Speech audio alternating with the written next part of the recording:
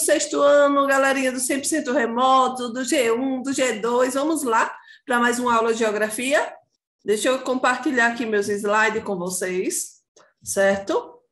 E aí vocês vão pegando logo o material, o livro, um lápis, a caneta, caprichando aí, minha gente, nesse material para a gente iniciar nossa aula, certo? Devem ser com o material aí. Então, quem não me conhece, sou professora Isana, sou professora de Geografia. Nossa aula de hoje vai da página 59 até a página 69, ok? Então, vamos lá. Antes de iniciar minha aula, eu tenho uma mensagem para vocês. Né? Todos os seus sonhos podem se tornar realidade se você tiver coragem para persegui-los. Né? Então, assim, essa é uma mensagem de Walt Disney. Caprichem aí. Então, todos nós devemos ter sonhos, claro, né? Mas para esses sonhos se tornar realidade, nós devemos ter muita coragem, arregaçar as mangas e caprichar, estudar, né? E acompanhar em todas as aulas para que esses sonhos se tornem realidade. Para quem faz isso, corre atrás, podem ter a certeza que vão ter, o sucesso será garantido. Ok? Então, vamos lá. Então, hora de estudar, o que vocês devem pegar? Já falei, o livro, o caderno, o lápis, a caneta, o material para ir acompanhando toda a aula de geografia. Aí que essa aula será só sucesso. Vamos lá? Vamos com tudo? Então, o nosso assunto de hoje é a deriva continental e as placas tectônicas. Então, nesse capítulo, nós vamos estudar, né, os modos, as estruturas internas da Terra, como elas influenciam as formações existentes no planeta, em todo o nosso planeta. Né? Nós vamos falar um pouquinho sobre as cadeias montanhosas, sobre os vulcões, tectonismo, o vulcanismo. Então, para a gente entender, né, para que vocês compreendam todo esse processo. Então, vamos imaginar que a crosta terrestre é dividida em diversos pedaços. Esses pedaços, vamos imaginar que eles se encaixam como se fosse um quebra-cabeça. Então, imagine que esse quebra-cabeça, ele pode ser chamado de placas tectônicas. Então, essas placas tectônicas, elas acabam se deslocando sobre o manto, elas acabam se movendo lentamente, né? Como se elas tivessem uma esteira rolante. Uma sobe, outra desce, uma se aproxima e a outra se afasta. E esse é mais ou menos o movimento das placas tectônicas. Aqui nós temos, nessa imagem, a cadeia montanhosa, né, no vulcão na Islândia, em 2017. E aí já vocês vão entender um pouquinho sobre essa questão dos vulcões, do vulcanismo, né, existente aí no mundo todo. E aqui nós temos como se formam os continentes, né, como se formaram os continentes da Terra. Eu acredito que vocês já estudaram, né, falando sobre essa questão da deriva continental. Lembra que os continentes, eles antigamente, eles eram uma massa continental, então ele é um continente gigante. Então, vejam só, lá no início do século XX, o cientista Alfred Wegener, ele desenvolveu uma teoria chamada teoria da deriva continental, né, que essa teoria ele se originou sobre os movimentos, né, das placas tectônicas. Então, segundo essa teoria, os continentes atuais são originados de um gigantesco continente que existiu há centenas de milhões de anos. Esse continente é denominado de Pangeia. Lembra que eu falei? Um gigantesco continente. Ele era chamado de Pangeia. Então, quando Wegener ele começou a observar, ele criar essa teoria, ele chegou a essa conclusão. Ele chegou à conclusão de quê? Que o continente americano, na parte da América do Sul, ele se encaixava, né, na costa oeste do continente africano. E aí ele verificou, né, que ele pensou o quê? Que realmente os continentes eles foram unidos. Então, os continentes eles formavam uma massa continental só. E aí, nessa teoria, ele fala, né, que os continentes eles eram todos juntinhos, que formava a Pangeia. E aí, para fortalecer a teoria dele, ele conseguiu também identificar que alguns fósseis, tanto de animais quanto de vegetais, né, que viveram naquela mesma época, há milhões de anos atrás, foram encontrados. tanto na América quanto na África. Né? E não só foi encontrado na América e na África, foi encontrado em outros continentes também. E aí só fortaleceu a teoria dele que os continentes eram todos juntinhos, né? Eram todos unidos, que formavam um gigantesco continente, que é a Pangeia. E aí nós temos, né, há cerca de 230 milhões de anos, o continente Pangeia teria começado a se dividir em dois grandes blocos. Então, essa divisão, né, aconteceu e aí formou dois grandes continentes, que era Laurásia e Gondwana. Né? Esses blocos também teriam se afastado lentamente um do outro e se fragmentando. Esse processo de fragmentação, né, demorou milhões de anos e teria dado origem aos atuais continentes. Nós vamos ver já, eu vou mostrar para vocês, né, um pouquinho dessa teoria, né, da deriva continental, e o Wegener, ele fala que essa movimentação das placas tectônicas fez com que os continentes eles se afastassem e formassem o atual, né, a formação que nós temos hoje. Pronto. Deixa eu grifar aqui para vocês. Lembra que eu falei formando um único continente, que era a Pangeia? Olha, essa parte aqui, todos grudadinhos. E aqui nós temos a América do Sul, a parte aqui, e nós temos o continente africano. E aí vocês observam que, com o passar do tempo, o que foi que aconteceu? Então, há 200 milhões de anos atrás, né, a fragmentação da Pangeia, que era esse bloco, né, era um grande continente, um gigantesco continente. Com essa fragmentação, deu origem a dois blocos de terra. Quais foram eles? Laurásia e Gondwana. E já foi uma separação, né, dos continentes. E aí a gente observa, na terceira imagem, há 135 milhões de anos. Então, ela começou a desintegrar. Laurásia, Gondwana, elas começaram a se desintegrar. E aí foram formando o quê? A América do Norte. Vocês observam aqui no número 1, América do Norte. Número 2, aí vocês observam o quê? Eurásia, era Europa e Ásia. O número 3 era o quê? América do Sul. E o 4, África. Aí nós temos o 5, Austrália. O 6, Antártida. E o 7, a Índia. Esse aqui foi uma outra formação. E aí hoje nós temos a formação atual. Olha que legal. Então, nós temos o quê?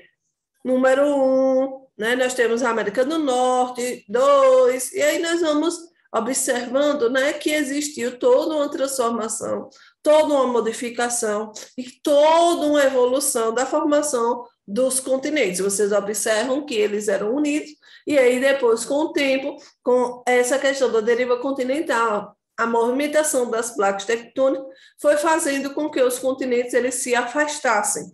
E hoje nós temos uma formatação, né, bem diferente de quando ela começou. Se vocês compararem a primeira com a última imagem, vocês observam que é bem diferente, né? Então, tudo devido a essa questão do movimento, né, das placas tectônicas, que faz com que os continentes eles se afastem, né, aos poucos, todos os anos. O processo é lento, mas acontece, sim, esse afastamento. E aí, nós falando, né, sobre as placas tectônicas, então, a litosfera, né, o crosta terrestre, é composta de materiais rochosos, denominados placas tectônicas. Essas placas flutuam sobre o material do manto e movem-se muito lentamente, cerca de alguns centímetros por ano, ora se aproximando e ora se afastando uma das outras. E aí nós temos, né, esse movimento é causado pelas correntes de convecção, né, por meio da quais os materiais, né, quentes do manto sobem para perto da base da litosfera. Então, nós temos os limites das placas tectônicas. Nos limites das placas tectônicas, elas podem ser convergentes, esses movimentos podem ser convergentes, eles podem ser divergentes ou eles podem ser transformantes. Os convergentes é quando as placas se chocam, que existe a colisão, elas se chocam. Os divergentes é quando elas se separam, elas se afastam. E os transformantes, as placas atritam um do lado da outra. Então, esses movimentos, eles vão contribuir, né, para essa modificação contínua da superfície da Terra. Então, se as placas se chocam, pode, né, acontecer uma separação, né, pode sim, né, acontecer uma erupção vulcânica, um tremor de terra.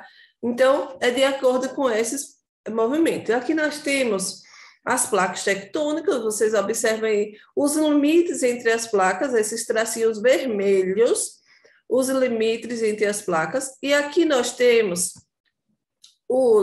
as placas que eles entram em choques, né, e as placas que não entram em choques.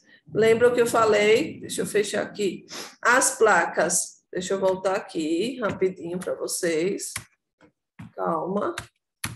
Vigi, não está querendo voltar, Vigi. Pronto, deixa eu voltar. Pronto. As placas convergentes, elas se chocam, as divergentes, elas se afastam.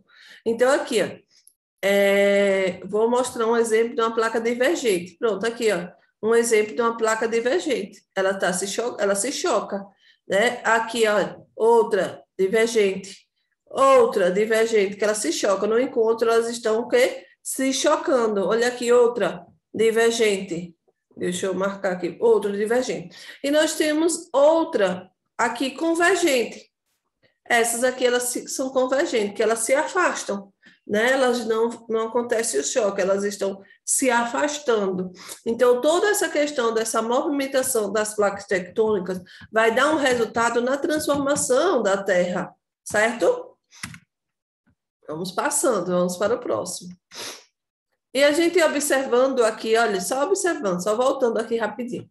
Vocês observando aqui o planisfério das placas tectônicas, observe a América do Sul, certo? E observe continente africano. Continente africano. Se vocês observarem a América do Sul e continente africano, elas estão parecendo que é um quebra-cabeça, né? E elas se juntam. E se a gente observar o globo todo, parece que é um enorme quebra-cabeça que eles podem se juntar. A formação das montanhas, né, e a expansão dos oceanos. Então, nos lugares onde as placas colidem, formam-se os dobramentos, né, dando origem ao quê? A grandes cadeias montanhosas. Lembram que quando os seus professores falam assim, aproximadamente 300 metros de altitude. Por quê? Porque não tem um valor fixo. Por quê? Pode acontecer um fenômeno, né, de as placas se chocarem e acontecer o surgimento do relevo. Então, as cadeias montanhosas, elas aumentarem sua altitude. Então, muitas vezes, quando duas placas se chocam, ambas se dobram, elevando-se. Por exemplo, a Cordilheira do Himalaia, na Ásia, surgiu dessa maneira, que aconteceu esse choque, e aí eleva o relevo, aí aconteceu o surgimento aí da Cordilheira dos Andes, certo? Então, os locais onde acontece o afastamento são marcados pela ocorrência de terremotos e pela atividade vulcânica. Então, o local onde acontece o afastamento pode acontecer, sim, um terremoto, né? Então, atividade vulcânica, a pressão exercida pelo magma na crosta oceânica gera falhas e o afastamento das placas. O magma sai pelas fendas, então, quando acontecer delas se afastarem, o magma ele pode subir pela essa fenda. Deixa eu mostrar aqui para vocês. As placas delas se afastam, olha, e aí vai surgir o quê? Uma fenda. Essa fenda. Então, o magma ele pode subir, né, e acontecer aqui uma erupção vulcânica. Ok? Vamos para o próximo. Deixa eu passar aqui. Vamos ver. Aqui, passou demais. Vamos lá, o vulcanismo. Quando a placa tectônica sofre uma ruptura, o material do manto tende a escapar por ela. Lembra que eu falei? Acontecer uma ruptura, esse afastamento, e acontecer que o magma ele vai escavar e vai subir. Então, esse material transborda até a superfície na forma de fragmentos de rochas, gases, lavas e cinza, ocorre o fenômeno do vulcanismo, isto é, erupção de vulcões. Quando o vulcão está em erupção, ou mais sinais, ou mostra sinais de instabilidade, com emissão de gás, tremores, dizemos que ele é ativo. O vulcão inativo ou dormente é aquele que não se encontra em atividade, mas que poderá entrar novamente em erupção. E também existem os vulcões extintos, ou seja, aquele que provavelmente não entrarão em erupção. Então, não sei se vocês já ouviram falar, dizer assim, olha, aquele vulcão é adormecido, né? Então, é chamado um vulcão inativo. Ele, naquele momento, ele não se encontra em atividade, mas que ele pode sim voltar, né, à atividade, à erupção vulcânica. Os ativos, o nome já diz, né, que eles mostram essa estabilidade. E os extintos, e que provavelmente ele não vai entrar em erupção. Então, existem vários e vários, né, lugares que sofrem com essa questão, né, das erupções vulcânicas. Voltando, aí vamos ver aqui os principais planisférios, né, o planisfério, principais vulcões de 2016. E aí vocês observam, né, que existem vários países, várias localizações que têm vulcão. Então, esses pontinhos vermelhos no mapa são vulcões. Todos esses pontinhos vermelhos do mapa são vulcões, ok? Os terremotos. Os terremotos ou abalo sísmico ocorrem há milhões de anos. Eles são vibrações que acontecem a todo momento na crosta terrestre, causada pelo movimento das placas tectônicas. Todos os dias ocorrem milhares de pequenos terremotos que pessoas não percebem. Quando essas vibrações são mais intensas, podem provocar transformações na paisagem, grande destruição e em áreas muito habitadas, a morte de muitas pessoas e muitos seres vivos. Um forte terremoto na crosta oceânica pode levar a um deslocamento de uma enorme massa de água no oceano, gerando o quê? Tsunami. Que é o quê? Uma onda gigantesca de grandes proporções que podem ser catastróficas ou invadir áreas.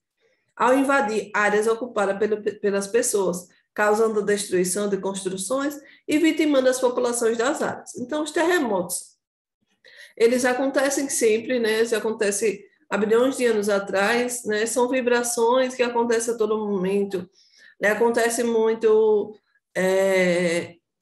com maior frequência em alguns países onde tem uma estabilidade tectônica maior, né? Mas que esses terremotos eles podem causar muitos desastres, né? Muito desastre nas paisagens, muitas mortes de pessoas. A gente observa muito no mundo todo, né? Acontecendo esses terremotos, e a gente observa no jornal, né? Várias e várias notícias sobre esses terremotos, né? Quantidade de pessoas que foram mortas, soterradas por causa de um terremoto, quantidade de pessoas que foram mortas por causa de uma onda gigante que o terremoto causou, que causou um tsunami. Então, são fenômenos, né? São fenômenos naturais que acontecem com grande frequência. E aqui nós observamos, né, no planisfério, uma maior ocorrência de terremotos. Então, esses abalos sísmicos, os terremotos, né, eles são registrados por equipamentos. Esses equipamentos, eles são conhecidos como sismógrafos.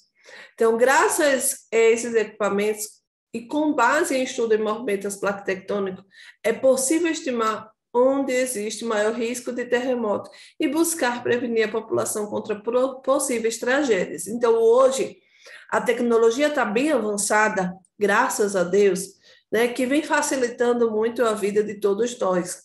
E aí existem vários aparelhos, né, que têm condições de fazer esse estudo, né, tem condições de identificar se vai acontecer um terremoto, faz uma previsão, certo? Então, essa previsão é interessante porque previne a população, acaba prevenindo e a população, se for uma área de risco, a população acaba saindo daquela área, né, para facilitar a vida daquele povo, para que não tenha muita gente, muitas mortes, e aí evacuam, chamam de evacuar. Vamos evacuar a área, então vamos sair dessa área, vamos se deslocar, vamos para um local mais seguro.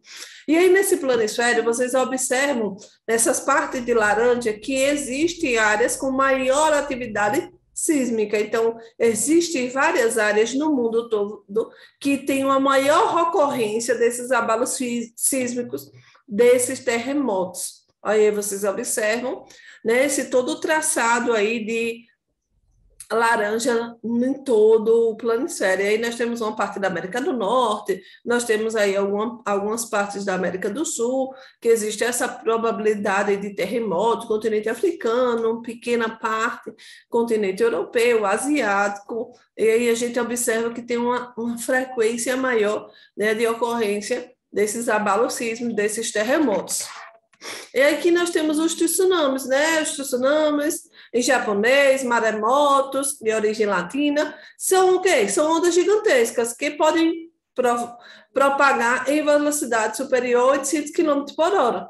Esses movimentos de água do mar são provocados por terremotos ou tremores que ocorrem no fundo dos oceanos. Em grande profundidade, as ondas viajam em alta velocidade, mas não têm altura significativa. Quando chegam próximo à costa, em áreas de águas rasas, os tsunamis perdem velocidade, mas ganham altura. Algumas ondas podem alcançar 20 metros, causando enorme destruição. Então, quando elas estão em alto mar, elas têm uma velocidade muito grande, mas elas não são muito altas. Então, elas acabam, né, quando chegam perto da costa, o que acontece? Elas perdem a velocidade, mas elas ganham altura, então fica uma onda gigantesca. E essa onda gigantesca causa muita destruição. E aí, observem, né? Olha, observem aí, e aí nesse pontinho onde tem aí epicentro, aí onde aconteceu, né, a formação, né, esse tremor, esse abalo, e aconteceu essa formação desse tsunami. E aí vocês observam que ele vai em grande velocidade e as ondas não são tão altas, e aí vocês observam nas águas rasas, as ondas acabam ficando numa altitude bem maior, e aí quando chega bem perto da costa, a altitude é bem maior e acaba detonando bastante, né, com a vida das pessoas. Os terremotos e a sociedade.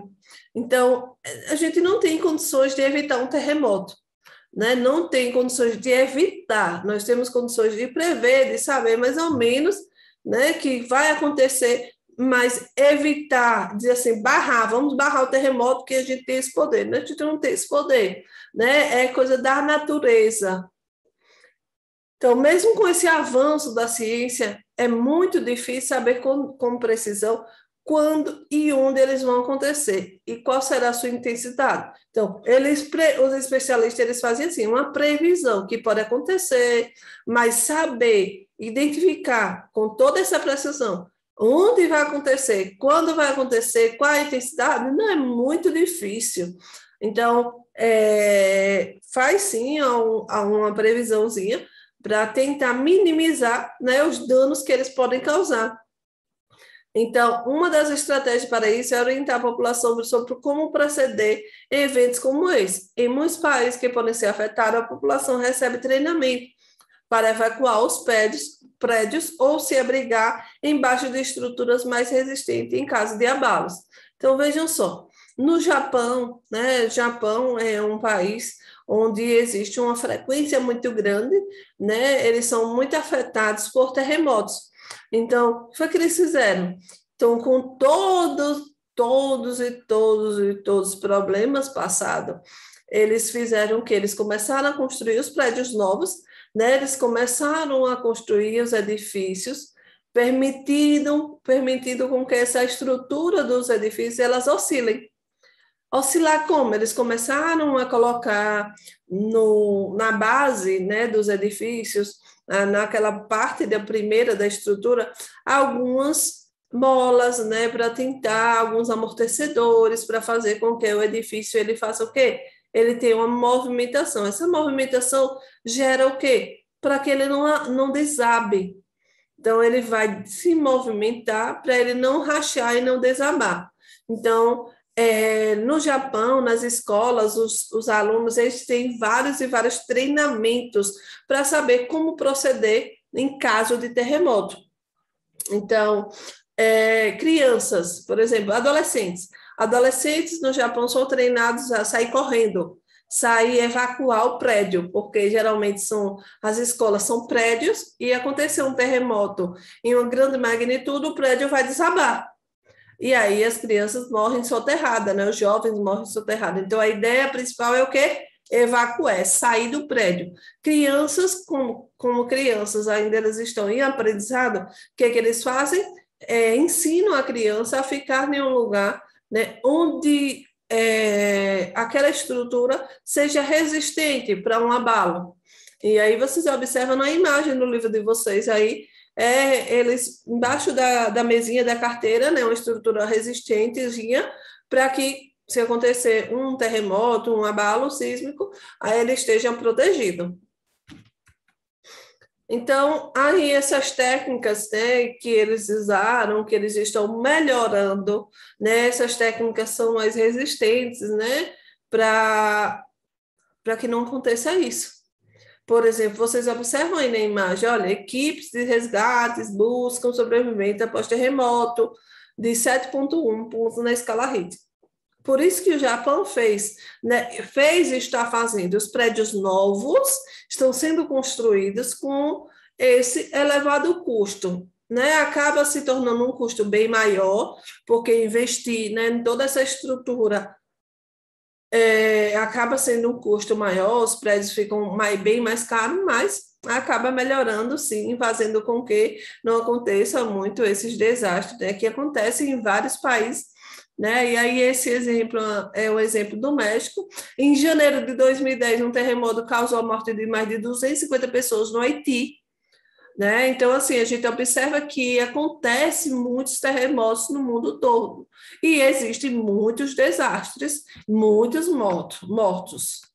E agora nós vamos para a nossa atividade. A atividade é na página 68, vamos abrindo o livro de vocês, vamos pegando aí a atividade.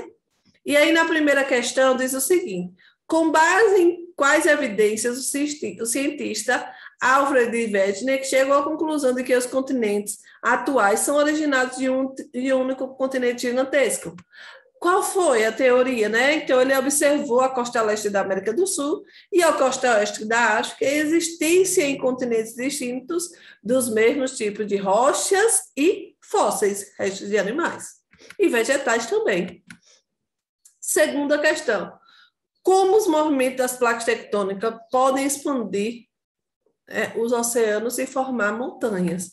Essa eu expliquei no instante, né? À medida que algumas placas tectônicas se afastam uma das outras, como ocorre na placa sul-americana e africana, o material que está no manto chega ao piso oceânico, não solidifica e se integra a ele, onde há o choque das placas tectônicas, pode ocorrer a formação de montanhas, as placas podem se chocar e ambas se erguer, como ocorre entre a placa indo-australiana e a placa euroasiática, ou uma placa aí pode encontrar debaixo da outra, empurrando para cima, como ocorre no limite das placas sul-americana e da de Nazca. E aí vocês vão observar essa imagem, certo? Observar a fotografia a seguir, depois vocês vão responder essas questões. A: qual o fenômeno retratado? Isso é bem fácil. B: como se forma esse fenômeno? E C: como esse tipo de fenômeno pode ser evitado e por quê? Então, eu quero que vocês... eu já coloquei a resposta aí, deixa para casa, mas já coloquei aqui na aula, pronto. Então, tá aqui, qual o fenômeno retratado? Tsunami. Letra B: como se forma esse fenômeno? As ondas gigantes são formadas a partir de abalo sísmico, que ocorre na crosta oceânica e provocam um deslocamento de uma grande massa de água no oceano. Esse tipo de fenômeno pode ser evitado? Não. Por quê? Porque se trata de um fenômeno natural, então não tem condições do homem vir e dizer, vou barrar o tsunami, né? Então, resultante de quê? Da dinâmica interna da Terra. Então, não tem condições, sim, né, de barrar um fenômeno desse. Então, o que é que acontece? O auxílio de aparelhos que detectam rapidamente com os tremores de terra, os sismógrafos, eles podem o quê? Minimizar seus impactos destrutivos. Como eu falei, o sismógrafo ele vai fazer essa previsão. O que é que pode acontecer? Pode acontecer uma orientação para evacuar aquele local, para sair daquele local, para ir para um outro local onde tenha maior segurança para toda a população. E nossa aula vai ficando por aqui. Acompanhe direitinho todas as aulas. Quem está no 100% remoto, façam todas as atividades, mande o seu professor. Quem está no G1, Preste atenção na aula presencial, assista a aula aqui no remoto, no G2 é a mesma coisa, preste atenção no presencial, preste atenção no que o seu professor diz, o professor está dando aula, então preste atenção e, né, acompanhe também aqui nossa aula no YouTube. E forte abraço, vou ficando por aqui. Tchau, tchau.